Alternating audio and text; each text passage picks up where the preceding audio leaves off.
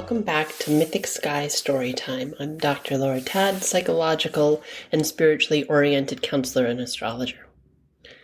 It's been a little while since I made my last recording. Life tends to get busy, and so I thought I would, as the year is coming to a close, talk a little bit about some of the upcoming astrology. We've got a full moon tomorrow. Today's December 6th, 2022. And about a week and a half out from the winter solstice here in the northern half of the planet. And I may have talked about this in previous shows, but every full moon is always 180 degrees, right? The moon is exactly opposite in the sky from where the sun is. That's what creates the full illumination or reflection. The sun look full to us because there's no shadow involved. So because we are currently in December in the time of Sagittarius, the opposite sign, that's 180 degrees or 6 months before or after today, is the time of Gemini. So the moon will be in Gemini when it is full tomorrow at 11:08 p.m. here on the East Coast.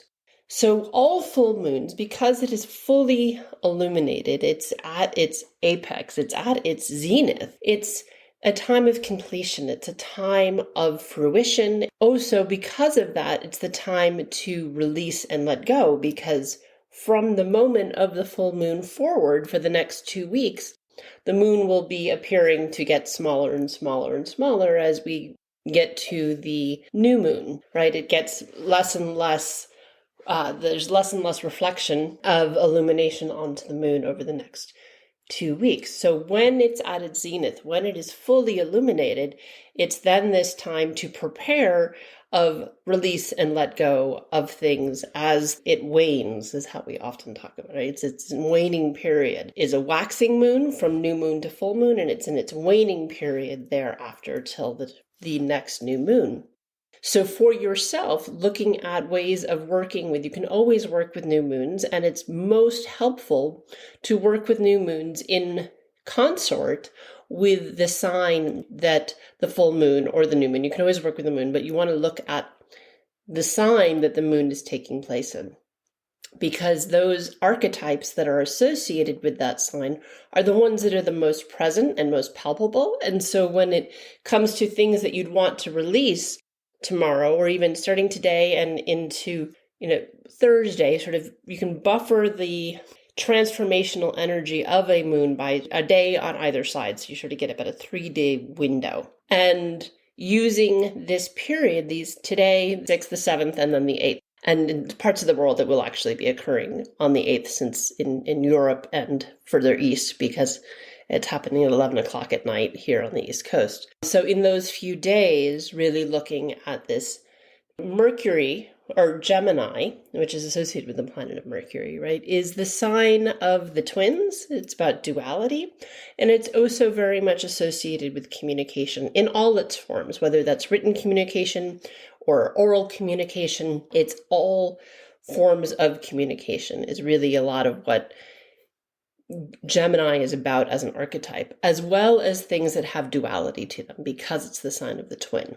And having a lot to talk about, it's also because of its association with Mercury tends to be very quick and fast. And so it can sometimes lead to us getting tongue-tied because we're speaking so quickly that we're not fully forming our thoughts before we speak. Can be a vulnerability during this time, particularly with the moon. So if it comes to talking about how you feel, because the moon astrologically governs our emotion and our emotional experience with the world, or our ability to be emotionally present or not. When it is in the sign of Gemini, we are likely to feel drawn to talking about how we feel with greater intensity or greater regularity for those sort of 2.5 days that the moon is in the sign of Gemini. And when it is then in the full moon, because it's in Gemini every 28 days for 2.5 days, but because it's in the full moon cycle, which is the only time in the year that it is a full moon, it is then there's an amplification of our pull, our call to give voice to our emotions. Now, one of the things that's particular about this year and this particular full moon in Gemini is it's also happening in very close alignment with the planet Mars. And so because these two are so close in the sky, in alignment, they're not, the physical bodies aren't closer, but they're lining up closely to one another. And Mars in astrology being the planet of drive and action, and oftentimes it can be our temper, right?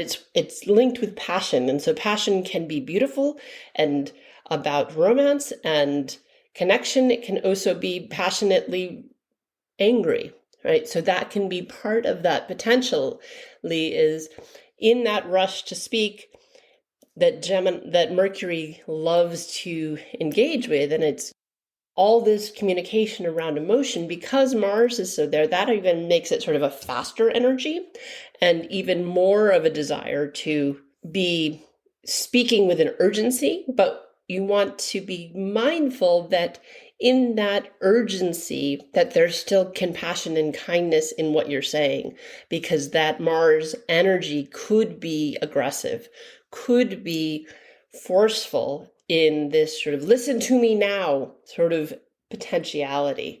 And Mars has been in Gemini for several months. It will continue to be so because it is currently retrograde. And so that too adds some coloring or flavoring to this full moon, because with Mars retrograde, there is in some ways that urgency to communicate or speak may end up feeling more internal than external. So being mindful of how you are speaking to yourself. What is that inner voice saying to you? And are you being self-honest? May be part of what comes up for you during this full moon. And are there tapes and narratives that are these like skipping records of self-doubt or self-shame that you've been stuck in potentially for years? And this full moon can be an opportunity to really let those go, even though intellectually you may be able to talk yourself out of those tapes. They still run and still maybe impede your growth or impede your ability to be proactive and put yourself out in the world in a certain way. And with this particular full moon, doing any sort of writing, journaling, and then burning that writing around those tapes that you want to let go of, those tapes, those skipping records of self-doubt or self-criticism, letting that go at a whole new level. And this can really be an opportunity to do that with this particular full moon. And even because it's in Gemini, even more so than usual of working with the moon and writing things down, with the new moon often making wish lists, with the full moon letting things go. I think because Gemini governs communication, it's even more of a call to really put those things that you want to release in writing, as opposed to it staying more communicative verbally or orally, or even doing some sort of physical ritual around it, that really writing it down and burning that list. Assuming you live somewhere that you can, go out and have a little fire in your backyard. If you live in an apartment building where that's not really possible, even something, if you have a patio, maybe you can do something. It just needs to be like a single piece of paper. Years ago, when I lived in an apartment in Oakland, I would even just in the kitchen sink, right? That could still be somewhere that it was safe to burn a single piece of paper. So be mindful of where and how you go about it. But I do think that this can be a particularly powerful time to give voice to those things that you want to release. And particularly, I think because of this Mars retrograde really so close to this full moon, that the things you want to take action on, there's been some sort of, whether it's an arrested development or a tape, that voice in your head that says, oh, you can't, you're not good enough, you shouldn't, it's not appropriate for you to do that, somebody else could. Really releasing that voice and writing down what it is, the voice you want to let go of, so that it's telling you no or coulda, shoulda, woulda, regret, letting all of that go. And using this full moon, in letting that go, that opens the space for, in the next 2 weeks, as we move toward the new moon, to be able to put that into action, which is what the new moon asks us to do, is to set intention, right? So using that, the 2 weeks, which will be the December 23rd at about 5:15 in the morning here on the East Coast. So the eve of Christmas Eve being the new moon, right? So between the 7th of December and the 23rd of December will be this period of time, once you've released those voices and those narratives that aren't serving you. That is sort of this release process for about 2 weeks.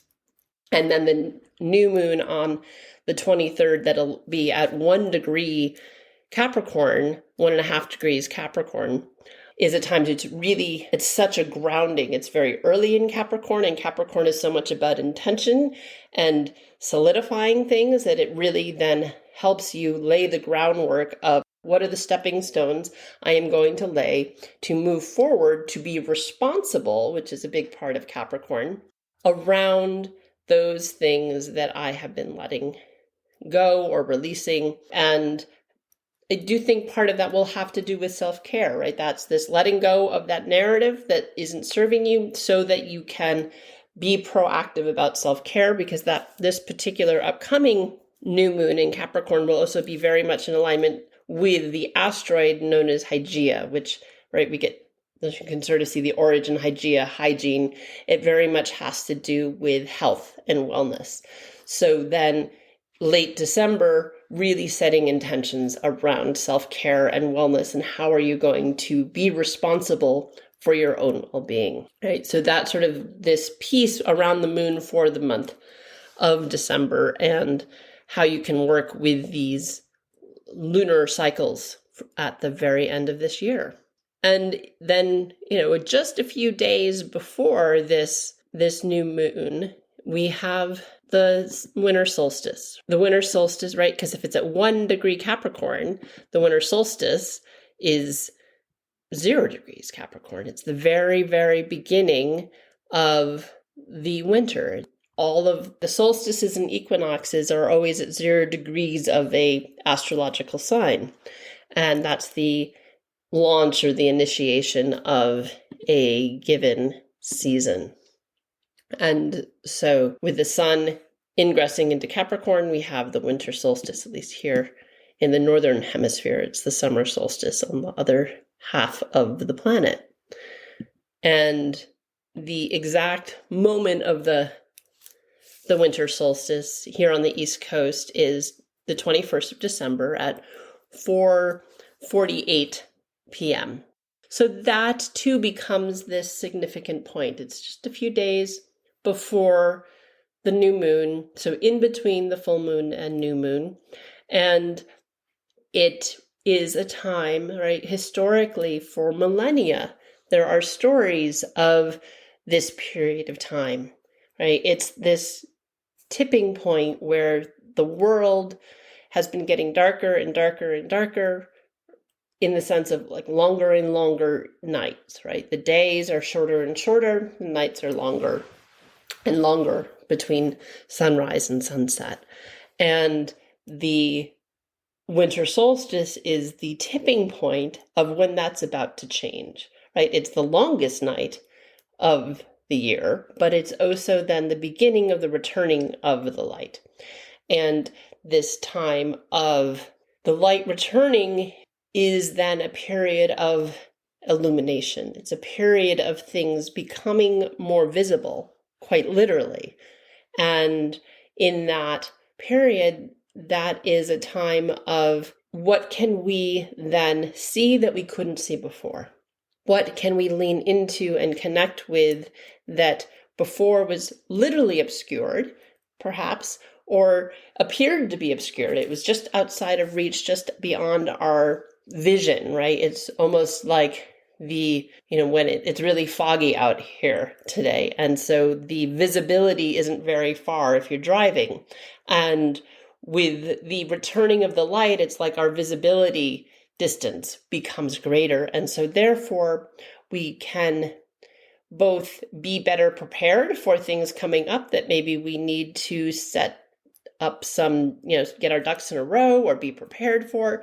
It also can help us to connect with inspiration or connecting with possibility in a new way, because we can see further ahead, and therefore there's greater possibility of new adventure, new opportunities that we can connect with. In some ways, similar to the new moon, and they do happen, as I said, within days of each other, you can set intention with the winter solstice. And I do think there's probably some historical connection with the winter solstice and the concept of New Year's resolutions, right? There is setting some intention with the solstice as well as the new moon. And then, a few weeks later with New Year's resolutions that all sort of carry similar energies of setting intention. And how do you want to move forward? What do you want to create in the next year? And because it's the sign of Capricorn, that can create a real foundation to it. So there's a solidity and a concretizing that Capricorn really offers us, that is this bringing things into the physical reality. And so that's both part of the solstice energy as well as that new moon energy that we are moving into just 48 hours later. So using those times, like with the list that I recommend you do for the full moon, having and burning that list, with these lists, I recommend holding on to them because you're wanting it to stay physical. You're wanting it concretized as opposed to releasing it. You're wanting it to be physical, particularly, I think, because it's in an earth sign, maintaining its physical manifestation in the world. Even if it's just a list of things, there's still a physicality to that. So making lists of what you want to manifest. And Capricorn too has a lot to do with responsibility and accountability. So that can be behaviors that you're wanting to manifest. I want to be more responsible about my job, or I want to have greater discipline with my self-care, particularly, I think, because both the solstice and new moon are so close in alignment with Hygeia, that there is this piece that it's bringing in for us collectively of setting intention around wellness and how we take care of ourselves or where we struggled to. And in some ways, the gift of it being in Capricorn is helping us to be accountable for it, helping us to take responsibility for where maybe we've dropped the ball and we are not in the same healthcare routine or self-care routine that maybe intellectually we know we should be doing, but we've struggled to be disciplined about it.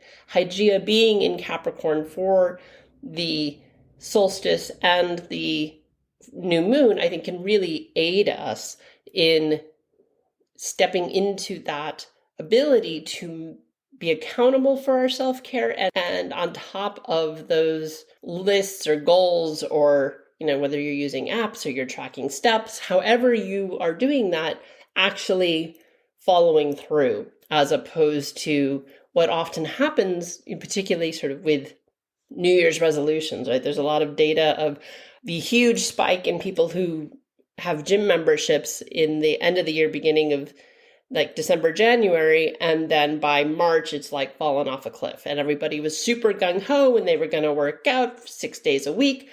And then, 3-4 months later, they haven't been in a month. And I think that for this particular coming year, the fact that Hygeia is aligned with these astrological events should help us with maintaining that discipline that maybe we've struggled to connect with. So that's sort of a little bit of the solstice and the moon. The other very big shift that's happening all sort of in this same time period, right? So the day before the solstice, we get Jupiter, the planet of expansion. He's Zeus in the Greek pantheon, is moving into Aries. And Jupiter was in Aries very briefly earlier in 2022, and then went retrograde and so backtracked back into Pisces, which is the preceding sign. It will then be back in Aries and not get back into Pisces for another 12 years or so, 11 years. So it'll be in Aries by December 20th and there for several months. And Jupiter being the god of expansion and luck, and Aries being very proactive, very go-getting, right? There is this opportunity to be very proactive, which should help, even though it creates some tension with the new moon. It should help really galvanize this drive to be managing our self-care in a new way, and maybe help in some ways that tension of it being in alignment, in a mathematical alignment, even though that alignment is 90 degrees to the new moon and solstice, that can help us from becoming too rigid, because that Jupiter in Aries wants to be proactive, wants to be going forward, where just the new moon in Capricorn with Hygeia could create a rigidity of, I have to stick by this schedule or else. And so in some ways, I really like the fact that Jupiter is creating this tension with that energy, because it will force it to be productive and accountable without the rigidity that it might have without Jupiter in play and coming into dialogue with these energies. So that's all for now. I hope that folks were able to follow that if they're not super astrologically literate. I will put in some information in the dialogue to help you with that. And again, I'm Dr. Laura Tad. This has been Mythic Sky Storytime, and I hope you have a lovely holiday and New Year. Please like and subscribe wherever you get your podcasts.